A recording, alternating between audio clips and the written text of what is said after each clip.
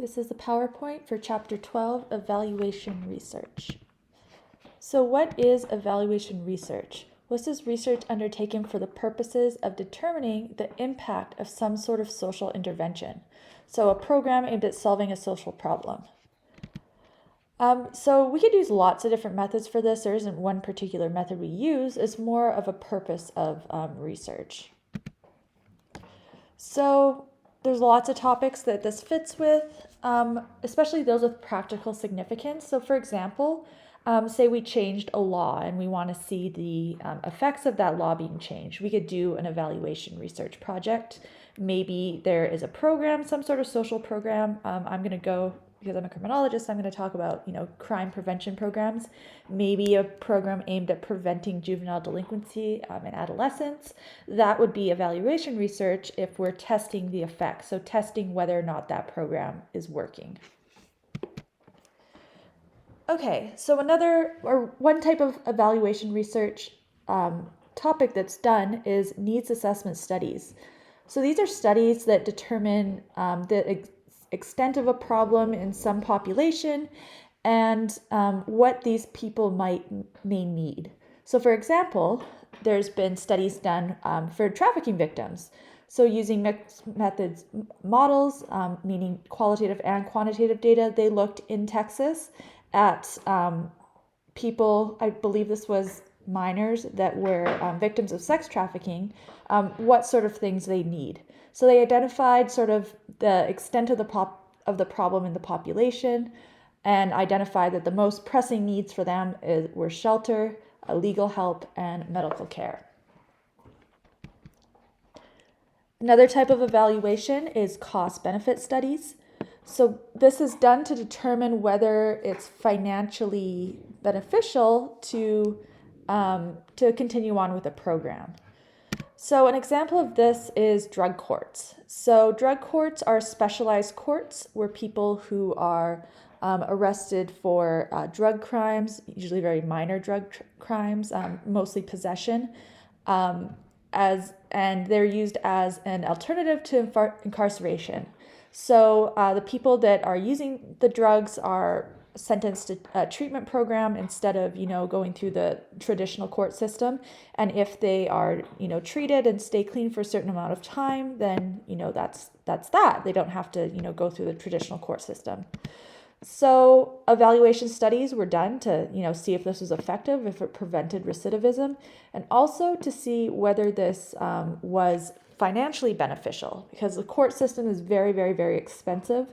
And even though, drug treatment is expensive as well, it's not quite as expensive as, putting someone through the whole court process and incarceration and so on and so on. So they found that for every $1 spent on drug courts, it saved $4 on incarceration and healthcare costs. So they found that, yes, these drug courts were financially beneficial. Okay, so when we're doing evaluations, there's some issues that we, have to keep in mind when we're designing our research project. First is measuring the unmeasurable. So a lot of our, outcomes for our programs are things like satisfaction. So what exactly does that mean? It can mean, many different things to many different people. We talked about this in Chapter 5. So we really have to determine what exactly it is we're measuring. So we're measuring the satisfaction of the people who, were taking the program, or the satisfaction of people helping them, or what exactly do we mean by satisfaction? So we really have to nail down exactly what we're measuring. Measuring the experimental context. This is difficult as well. We're going to talk about experiments at length in Chapter 8, but a lot of evaluation research does use experimental design, which has its own set of problems that you will talk about later. Specifying interventions. So you really have to state exactly what this intervention looks like. So instead of just sort of vaguely saying, okay, we're going to sentence somebody to drug treatment classes. Well, what does that look like? What exactly do the classes look like? What do they address? How many times are the individuals going to these classes? How long is this program lasting? So again, we have to be very, very, very specific to make sure we're doing our evaluation research properly. Specifying the population. So we have to say who or what this program is targeting. So is it everybody in the entire world? Is it, residents of Texas? Is it individuals who are convicted of, possession of a controlled substance?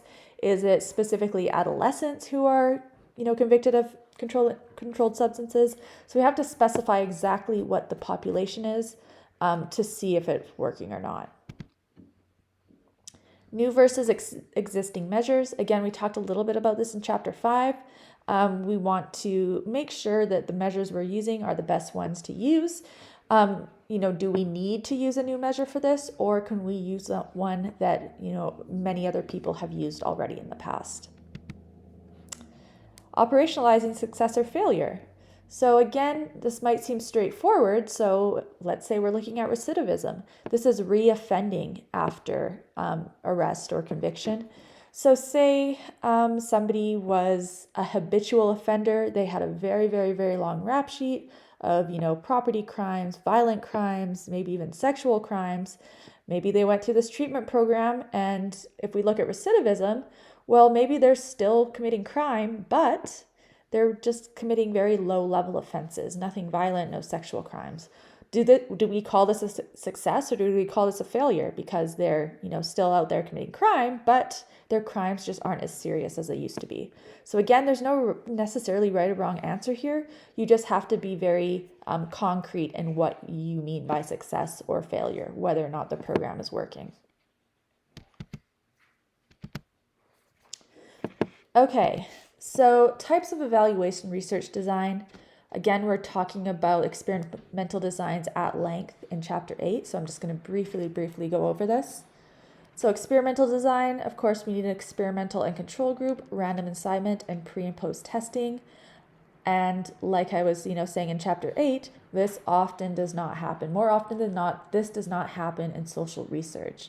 So, for example, random assignment, if we're looking at the effect of a law on a population, let's say, we're looking at whether legalizing marijuana led to more arrests for adolescent marijuana possession. Well, we couldn't randomly assign people to be, under the law and people not to be. So again, it doesn't always work for social research. Instead, we'll use a quasi-experimental design where we're missing at least one element of the classical experiment. Time series design involves measurements made over some time period. So a longitudinal research design where we can see the effect taking place.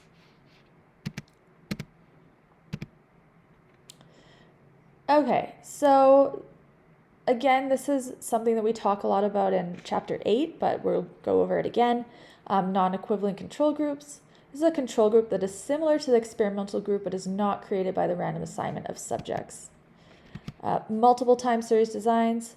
Use of more than one set of data that were collected over time so that comparisons can be made. So the most effective evaluation research combines both qualitative and quantitative components. So it used mixed methods.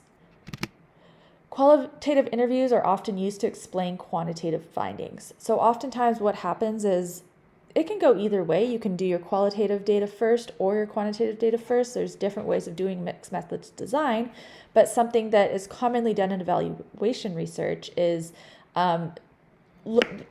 doing your quantitative part first. So maybe you're going to, send out a survey, maybe you're going to do your experimental design. And then to explain those findings, then we're going to go to qualitative interviews. So maybe we have, data for 200 people saying, the success failure rate on a program aimed to reduce recidivism or reoffending, but it doesn't necessarily tell us why it's effective. So if we see that, it does seem to be effective, maybe we go back and interview, 20 or so handful of the people that took this program to see their opinions on why they think it's effective.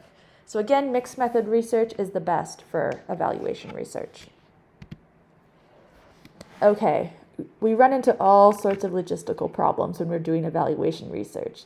It's very, very difficult to do, much more so than just, a regular, social science study.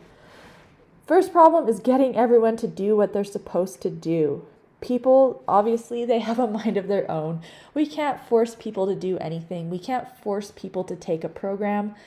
Even, if people seem like they're really into it at first, there's always people that, drop out of the program, drop out of the study. People are not showing up for, maybe they have meetings every once a week.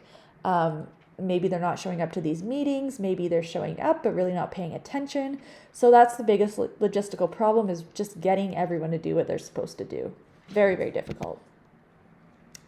Most evaluation research happens in the context of everyday life. So again, there's things that happen that we're not expecting that can really change how our research turns out. We'll talk a little bit about stuff like that in Chapter 8 as well. For example, the Minneapolis domestic violence study. This is a very, very famous evaluation research design that was done in the 1980s in Minneapolis to see whether people who were arrested for committing an act of domestic violence were less likely to recidivate than those that just got a warning and, separation from the person they were assaulting. So this is a good example of things that go very, very wrong in evaluation research. They found that people who were arrested were more likely to reoffend, but that was really not the case. Really, the police officers that were, arresting people or not arresting people were not using random assignment. Things kind of got all mixed up. And really, it's a good example of evaluation research that went very, very wrong. Okay, so finally, using research results. We want, our research to be used, especially evaluation research. If we find that a program is, not effective and maybe it's like very expensive, the cost benefit's just not there, then we do not want to continue on with this program. However, results from evaluation research are not always put into practice. First, the implications might not be presented in a way that is understandable to the non-researcher. So academics have a problem with, writing for a regular audience. They tend to use a lot of jargon. They tend to make things a little bit more complicated than they need to be. And sometimes it's just that people that are not researchers, that don't work in academia, just have trouble understanding what exactly the study did and why it's important. So that's on the researcher to, make their study accessible to people that maybe don't have an advanced degree. Also, results may contradict deeply held beliefs. So for example, if you had a study that, maybe the general public did not like the results of, we can, look at this. People tend to be, really tough on crime. They tend to think that, if we lock people up, they'll be less likely to reoffend. But that's been found time and time again to not really work. And really it's, these really early intervention programs or early prevention programs that happen even when kids are like in preschool that seem to be the most effective. But, that kind of goes against people's deeply held beliefs that, if somebody, be tough on crime, if you lock people up and throw away the key, then they're not going to be able to reoffend again. So again, they might just not be used. The program results might not be used because it goes against people's deeply held beliefs. Researchers may have a vested interest in the results. So as researchers, we try to remain as unbiased as possible, but there's always, the possibility that maybe the program was, made up by the researcher and the program is found to be not effective. Maybe the researcher just doesn't, tell anybody what the results of their studies. This is something that we try not to do. We don't like people to, test the effectiveness of a program that have a vested interest in the results that are the ones that, maybe made up the program. Okay, so there's special ethical problems in evaluation research because it's embedded in the day-to-day events of real life. So it may bring added pressure to produce specific results as desired by interested parties. So maybe, you got a grant to, do an evaluation on a program, and maybe if, it finds that program to be affected, you're going to get an even larger grant to continue to study the program. So that might, make some, produce some specific results that, you might be tempted to, say your program is maybe a little bit more effective than it actually is because you're going to be getting that continued grant money. So unethical actions in an evaluation study can have more severe consequences than such actions in other types of research because it's, direct people that we're directly dealing with here. This is a program that people, might have to take as part of their, treatments in correctional facilities or what have you. So if we're not doing this research properly and not, disseminating it like we should, this could really, affect people. Maybe they're gonna, take a program that's ineffective or maybe even harmful.